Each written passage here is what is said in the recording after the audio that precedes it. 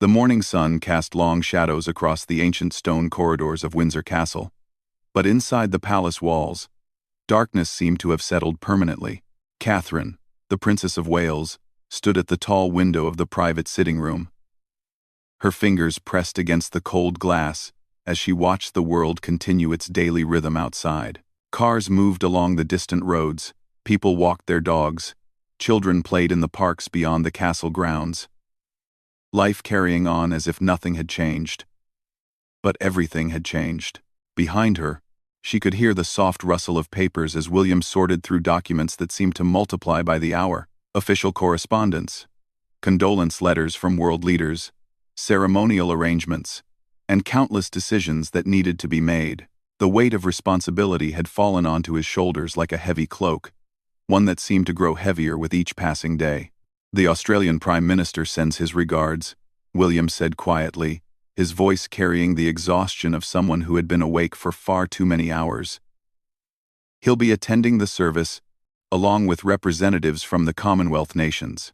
Catherine turned from the window, studying her husband's face, the man she had fallen in love with at university, the one who had made her laugh during their courtship, the father who played endless games with their children. That man was still there, but he seemed to be fading under the enormous pressure of his new role. Dark circles shadowed his eyes, and his usually perfect posture had given way to the slump of someone carrying an invisible burden. "You should eat something," she said gently, noticing the untouched breakfast tray on the side table. "Mrs. Henderson made your favorite. Those little sandwiches you like." William managed a weak smile. "I know she means well, but I can't seem to." He gestured vaguely at the food, then returned to shuffling papers. "There's just so much to organize. The security arrangements alone are overwhelming. Heads of state from 47 countries.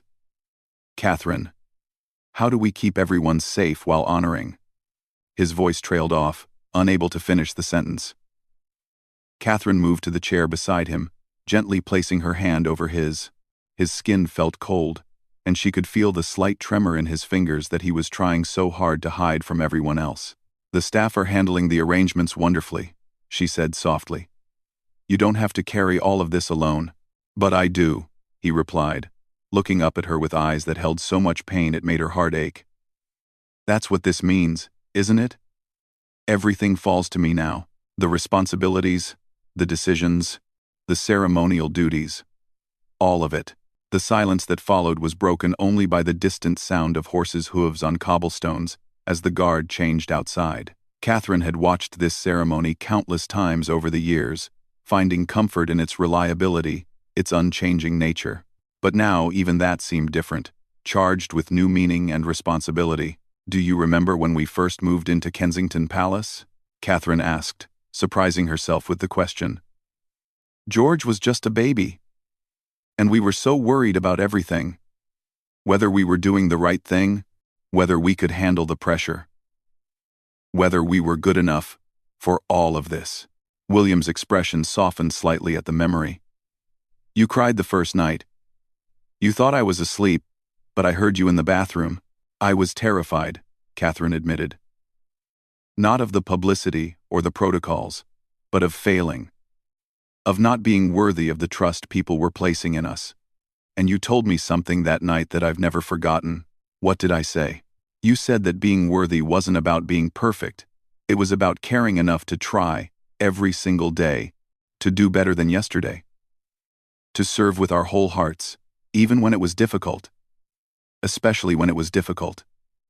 William set down the papers he had been holding and really looked at his wife. Even in her grief, even wearing the simple black dress she had chosen that morning, she radiated a strength that had been his anchor for over a decade. Her brown hair was pulled back simply, and she wore no jewelry except her wedding ring and the sapphire engagement ring that had once belonged to his mother. The sight of that ring brought a fresh wave of emotion that he had to push down. "I don't know if I can do this without him," William said, his voice barely above a whisper. "He was supposed to guide me, to help me understand what it means to be what I am now. How do I lead when I feel so lost myself?" "Creator." Catherine moved closer, taking his hand properly in both of hers. You're not lost. You're grieving, and that's completely natural. But look at what you've already done in just these few days. You've spoken to the nation with such grace and dignity. You've comforted your children when they needed you most. You've handled meetings with government officials and maintained the stability that everyone needed to see. That's just following protocols, William protested. Anyone could have done that. No, Catherine said firmly. Not anyone could have done it with the compassion you showed. Not anyone could have found the right words to help George and Charlotte and Louis understand why their grandfather wouldn't be coming to Sunday lunch anymore. Not anyone could have held your brother when he broke down yesterday, and still had strength left to comfort the staff who have worked for your family for decades. Through the window, they could see people gathering outside the palace gates. Even from this distance, they could make out the flowers, the cards, the small tributes that people had been leaving. The pile had grown steadily larger each day. A colorful mountain of grief and love that stretched along the entire length of the fence. They loved him so much, William said, following her gaze. How do I live up to that? How do I earn that kind of devotion? The same way he did, Catherine replied. By caring about people. By remembering that behind every ceremonial duty, every public appearance, every decision you make, there are real people whose lives are affected. He taught you that, even if you don't realize it yet.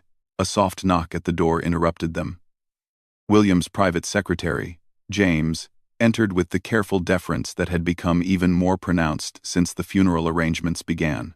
Your Royal Highness, he said, addressing William.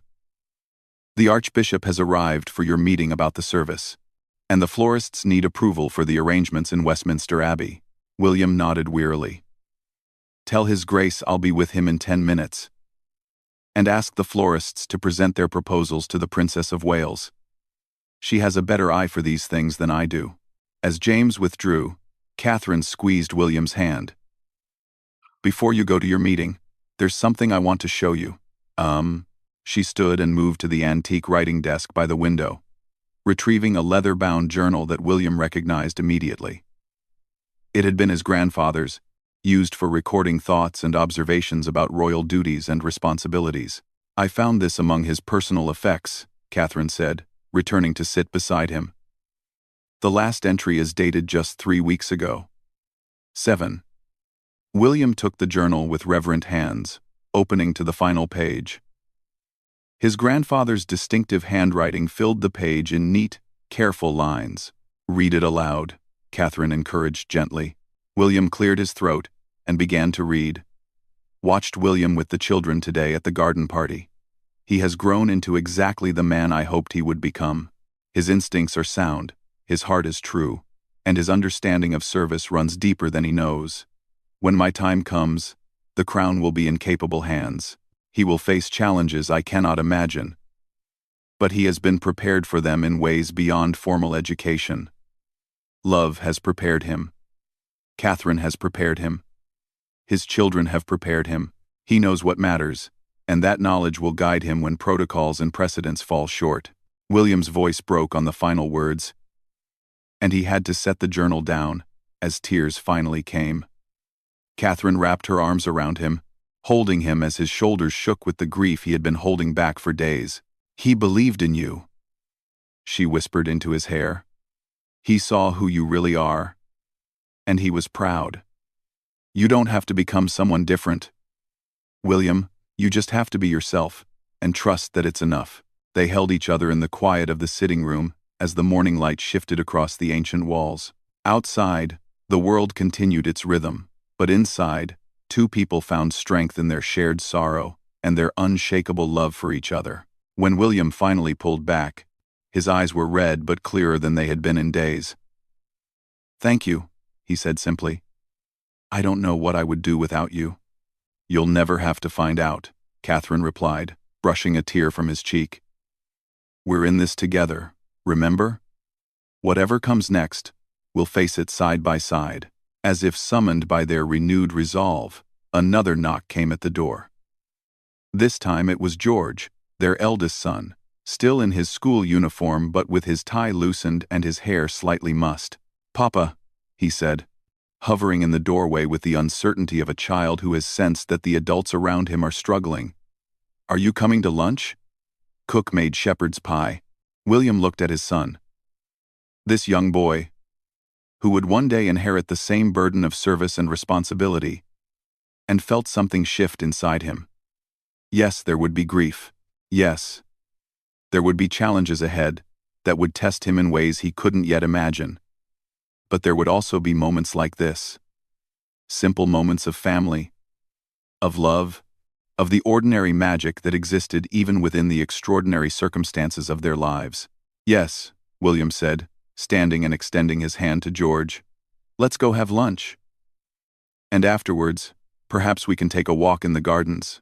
Catherine watched them leave together, father and son walking down the corridor with matching strides, and felt a surge of hope that had been absent for days. They would get through this.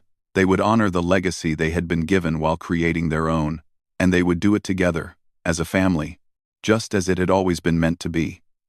The afternoon brought no relief from the weight of decisions that seemed to multiply with each passing hour.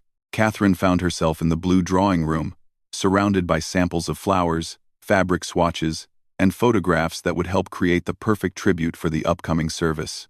The florists had outdone themselves, presenting arrangements that ranged from simple and elegant to elaborate displays that would fill the massive space of Westminster Abbey. "The white roses represent peace and remembrance," explained Mrs. Hartley, the head florist who had worked with the royal family for over 20 years. "We could incorporate them with the lilies, which symbolize the restoration of innocence after death." Catherine nodded thoughtfully, running her fingers along the petals of a particularly beautiful white rose. She could remember similar conversations from her wedding day, when every detail had seemed monumentally important.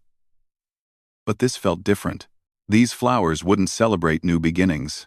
They would mark an ending that none of them were prepared for. "What would he have wanted?" she asked aloud, not really expecting an answer. "He was never one for elaborate displays.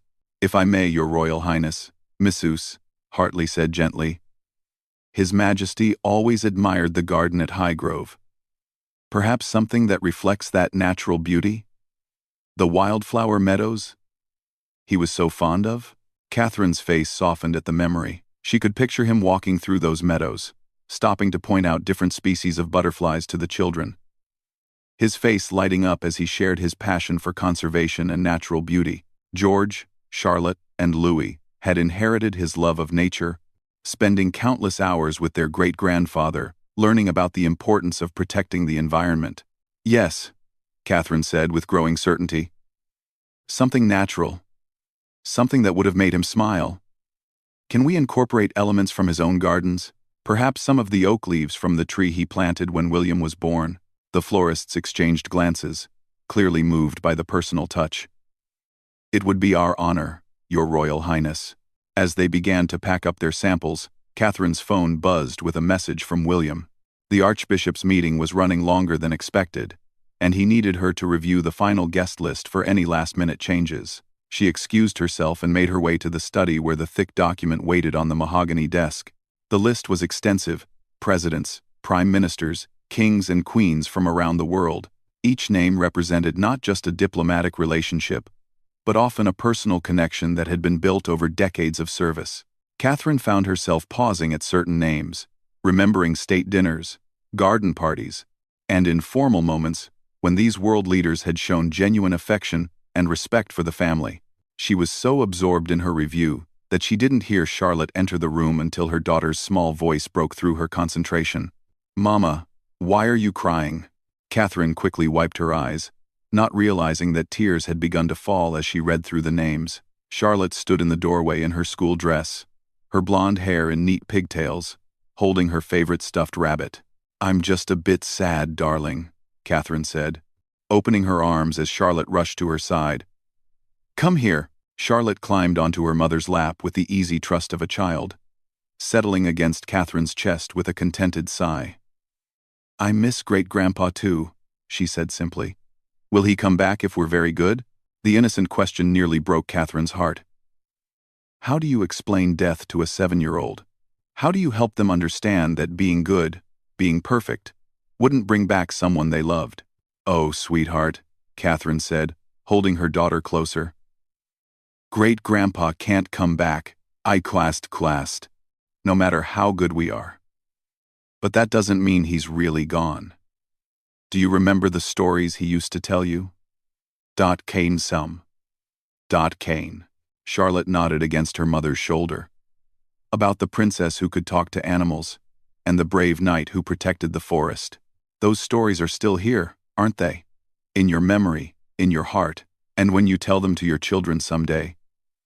Great-grandpa's voice will still be there, even though we can't see him anymore. But I want to see him, Charlotte said, her voice muffled but plaintive.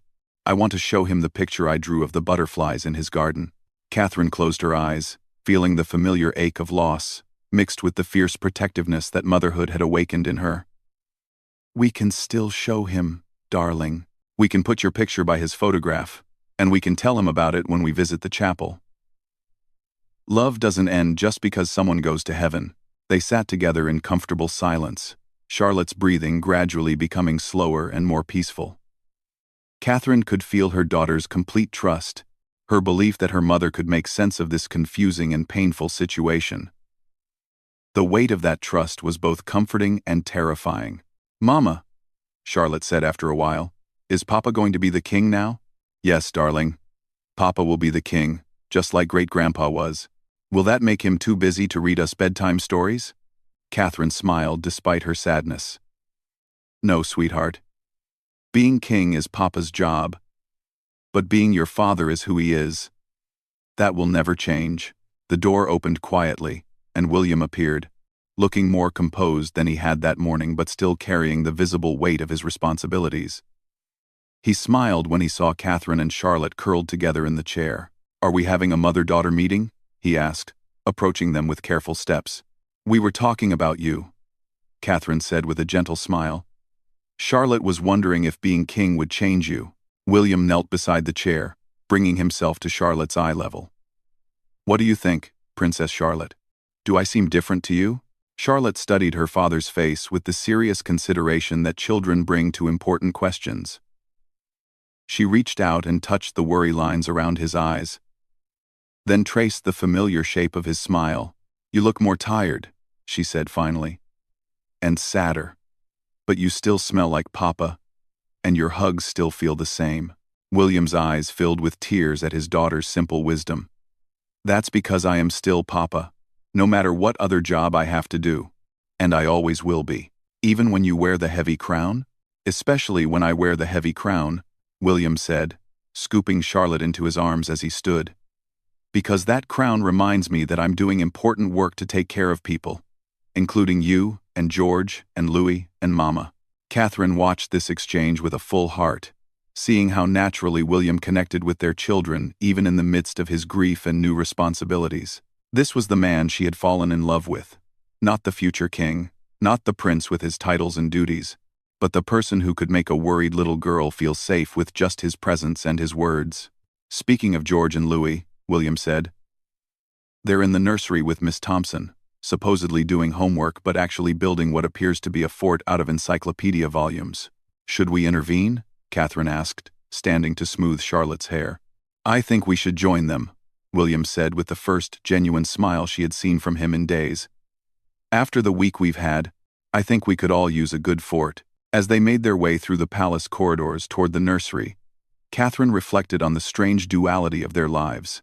In a few days, they would be in Westminster Abbey, conducting themselves with the formal dignity expected of the royal family in front of the entire world. But right now, they were just parents walking down a hallway to join their children in play. The nursery was indeed in chaos when they arrived. George, now 11 and trying to balance his new understanding of his father's role with his desire to still be a child, had constructed an impressive fortress using leather-bound volumes and couch cushions. 9-year-old Louis was inside the fort, giggling as he tried to defend against an army of stuffed animals that George was advancing across the carpet. Attack on the Western Front, Louis called out, throwing a pillow with questionable accuracy. That's the Eastern Front, you nincompoop, George replied with the patient superiority of an older brother. The window is to the west. Boys, Catherine said in her gentlest but most authoritative tone, Perhaps we could negotiate a peace treaty? Both boys looked up, suddenly remembering that they were supposed to be doing mathematics homework. But instead of the scolding they expected, they saw their parents' amused expressions and Charlotte's eager face as she squirmed to be put down so she could join the game. Actually, William said, loosening his tie, I think this fort could use some reinforcement. And possibly a moat. William, I think this fort could use a reinforcement. For the next hour, the future King of England crawled around on the nursery carpet, helping his children build an increasingly elaborate fortress, while his wife organized a defense strategy involving every stuffed animal in the room. They argued good-naturedly about architectural principles, negotiated complex alliances between teddy bears and dolls, and laughed together in a way that felt almost normal.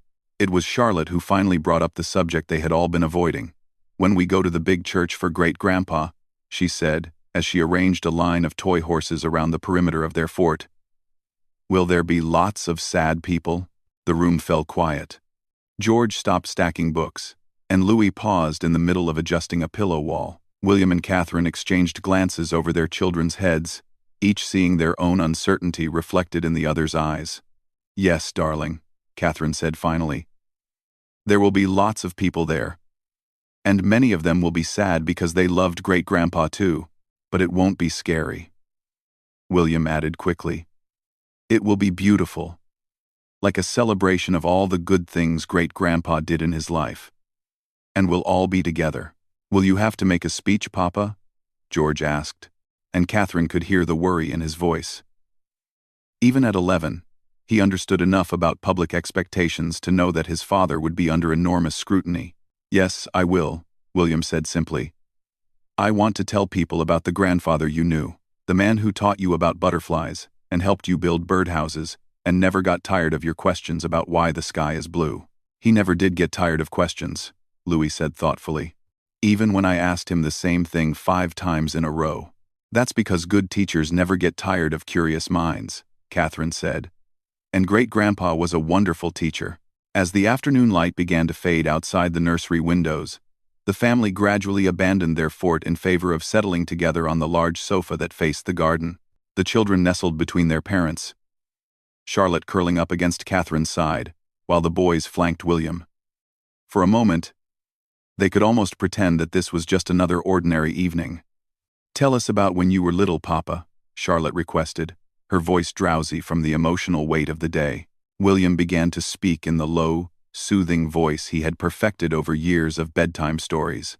He told them about growing up in these same rooms, about learning to ride horses in the same paddocks where they now took their lessons, about family dinners where his grandfather would share stories of his own childhood and the responsibilities that came with service to others. Catherine watched her husband as he spoke, seeing how naturally he wove together past and present, helping their children understand their place in a long line of people who had dedicated their lives to serving others.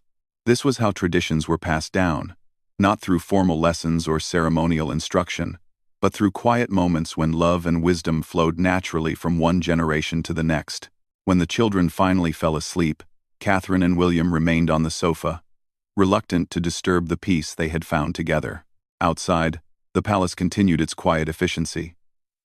Staff members preparing for the days ahead, security teams maintaining their vigilant watch, the machinery of Monarchy functioning as it had for centuries. We're going to be all right, Catherine said softly, almost surprised to hear herself say the words. William looked down at her, then at their sleeping children. Yes, he said with quiet certainty. We are. The morning of the service dawned gray and solemn, with London wrapped in a quiet reverence that seemed to blanket the entire city. Catherine stood before the mirror in her dressing room, adjusting the simple black dress she had chosen for the day. The fabric was elegant but understated, appropriate for mourning but dignified enough for the global stage on which she would soon stand. Her hands trembled slightly as she fastened the pearls at her throat. The same pearls that had been worn by queens before her, passed down through generations as symbols of continuity and grace under pressure. Today, they felt heavier than usual, weighted with the significance of the moment and the knowledge that the entire world would be watching every gesture, every expression. You look beautiful, William said softly from the doorway. He was already dressed in his military uniform, the medals and insignia catching the morning light streaming through the tall windows. But Catherine could see the tension in his shoulders, the careful control he was maintaining over his emotions. "I feel like I'm preparing for battle," Catherine admitted, turning to face him. "Is that strange?" "Not at all," William replied, crossing the room to stand behind her at the mirror. He placed his hands gently on her shoulders, and they looked at their reflection together. Two people about to face one of the most challenging days of their lives. In a way, we are going to battle. Against grief, against expectation, against the weight of history. But we're going together. Through the window, they could already see the crowds beginning to gather along the processional route. People had been arriving since before dawn, many having traveled from across the Commonwealth to pay their respects. The sight of so many people, all united in their love and grief, was both humbling and overwhelming. "The children are ready," William said, checking his watch. "George has been awake since 5, asking questions about the order of service. Charlotte keeps checking to make sure her drawing is safely in her pocket. She wants to leave it at the chapel later. And Louis is being unusually quiet, which worries me more than if he were bouncing off the walls," William admitted. "He doesn't quite understand what's happening, but he knows it's important." A gentle knock interrupted them. Miss Thompson, the children's nanny, appeared with the children already dressed and ready. George stood straight and serious in his formal suit, looking older than his 11 years. Charlotte had chosen a simple black dress, with a small bow, her hair neatly braided, while Louis fidgeted with his tie but maintained the solemnity that had been asked of him. "Are we ready, Mama?" Charlotte asked, slipping her small hand into Catherine's. "Yes, darling, we're ready," Catherine replied, though she wasn't sure she would ever truly feel ready for what lay ahead. The journey to Westminster Abbey took place in a silence, punctuated only by the gentle rumble of the carriage wheels over London's ancient streets.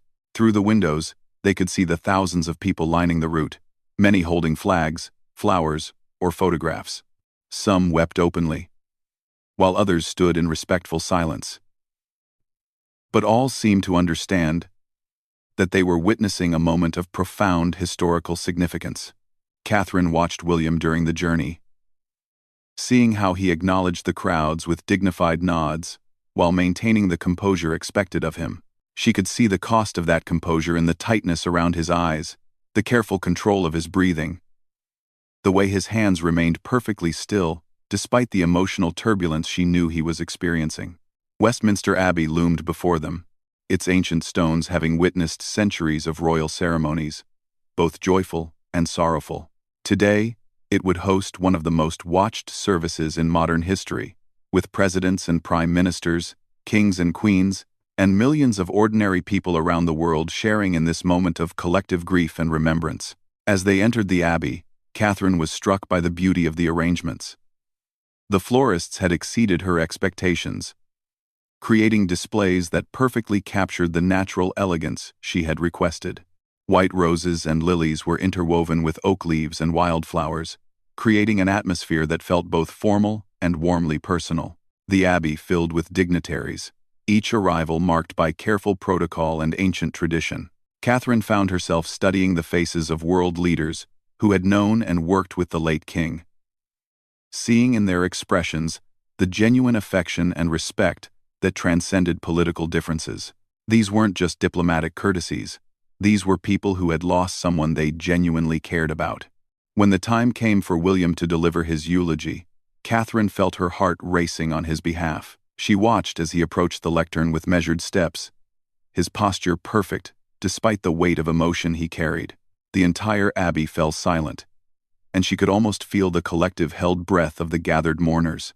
"My grandfather was many things to many people," William began, his voice clear and strong despite the emotion she knew he was fighting. "To the world, he was a king who dedicated his life to service. To the Commonwealth, he was a steady hand and a voice of reason in times of uncertainty. To his charities and causes, he was a tireless advocate for those who needed a champion." Quote. Catherine watched as William's eyes found theirs in the congregation. Herself, George, Charlotte, and Louis sitting in the front row. The sight of his family seemed to give him strength, and his voice grew warmer as he continued. But to us, his family, he was simply the most wonderful grandfather anyone could hope for. He was the man who taught my children that kindness is not weakness, that curiosity is a gift to be nurtured, and that service to others is the highest calling any of us can answer. He showed them that being royal doesn't mean being removed from the concerns of ordinary people. It means being even more connected to them, even more committed to their welfare. Catherine felt tears streaming down her face as William shared memories that felt intimate even in this grand setting. He spoke of quiet moments in garden paths, of lessons learned through patient guidance, of a grandfather's love that had shaped not just his own character but that of his children. He once told me, William continued, his voice beginning to break slightly, that the crown is not a privilege to be enjoyed, but a responsibility to be earned every single day. He said that the moment we start thinking we deserve the respect of others is the moment we stop deserving it. Today, as I accept the responsibilities he has passed to me, I promise to remember that lesson every day for the rest of my life. When William concluded his eulogy and returned to his seat beside her, Catherine reached for his hand. His fingers were ice cold, and she could feel the tremor of exhaustion and emotion that he was fighting to control. She squeezed gently, a silent message of love and support that needed no words. The service continued with readings from world leaders, musical tributes, and prayers that seemed to rise from the very stones of the ancient building. But Catherine found herself most moved by the sight of her children, sitting so bravely through a ceremony they only partially understood but recognized as monumentally important. George sat with the rigid posture of someone trying very hard to be grown up, occasionally stealing glances at his father, as if checking that William was holding up under the pressure. Charlotte held her stuffed rabbit discreetly in her lap, her eyes wide as she took in the grandeur and solemnity of the occasion. Louis, true to his nature, seemed almost mesmerized by the pageantry, his young mind probably struggling to process the combination of sadness and spectacle. When the final hymn was sung and the last prayers offered, the abbey gradually emptied in the same careful order in which it had filled. Catherine found herself walking beside dignitaries whose names she recognized from international news, people who expressed genuine condolences and shared their own memories of the late king's kindness and wisdom. The journey back to the palace felt different from the morning's trip. The crowds along the route seemed more emotional now, many openly weeping as the funeral procession passed. Children held flowers, adults held flags, and everywhere Catherine looked, she saw faces that reflected a genuine sense of loss and love. "How do you feel?" she asked William as their carriage turned through the palace gates. William was quiet for a long moment, staring out at the familiar courtyard, where he had played as a child, and where his own children now ran and laughed. "Empty," he said finally, "but also grateful. Did you see how many people came? How much love there was in that abbey?" It was beautiful," Catherine agreed. "He would have been so proud of how you spoke about him." "I hope so," William said, his voice barely above a whisper. "I hope I can live up to what he believed about me." Back at the palace, the family retreated to their private apartments, finally able to let down the careful guard they had maintained throughout the day. The children, exhausted by the emotional weight of the ceremony, settled quietly in the sitting room with books and quiet games. The formal clothes were exchanged for comfortable sweaters and familiar routines. As evening approached, Catherine found William in his study, still in his shirt and formal trousers but with his jacket discarded and his tie loosened. He was standing at the window, looking out at the gardens where the late king had spent so many hours teaching his great-grandchildren about the natural world. "The hardest part is over," Catherine said, joining him at the window. "Is it?" William asked. "Sometimes I think the hard part is just beginning. Living up to what he represented. Earning the respect he commanded. Making decisions worthy of the trust people are placing in me." Catherine slipped her arm through his, leaning against his side with the easy intimacy of 15 years of marriage. "Do you know what I realized today, watching you give that eulogy?" "What?" "You're already the man he believed you could be. You don't have to become someone different, William. You just have to trust in who you already are." Outside, The palace gardens stretched into the gathering dusk, the same paths where generations of royals had walked, carrying their own burdens of service and responsibility. Tomorrow would bring new challenges, new decisions, new opportunities to serve the people who had shown such love and support today. But tonight, they were simply a family who had said goodbye to someone they loved, taking comfort in each other's presence, and in the quiet knowledge that love doesn't end with death. It transforms into memory, into legacy, into the strength to carry on. William turned away from the window and pulled Catherine into his arms, holding her close as they stood together in the quiet of their private space. Outside, London continued its ancient rhythms, the monarchy continued its steady presence, and life moved forward, as it always had and always would. "Thank you," William whispered into her hair. "For today, for everything, for believing in me when I couldn't believe in myself." "We're partners," Catherine replied simply. "In everything that comes next, we're partners." And in that moment, standing together in the room where they had shared so many conversations about duty and love, fear and hope, they both knew that whatever challenges lay ahead, they would face them the same way they had faced this day. Together, with dignity, with love, and with an unshakable commitment to the service that had now become their defining purpose. The future stretched before them, uncertain but full of possibility, shaped by the lessons they had learned and the love that would sustain them through whatever was to come.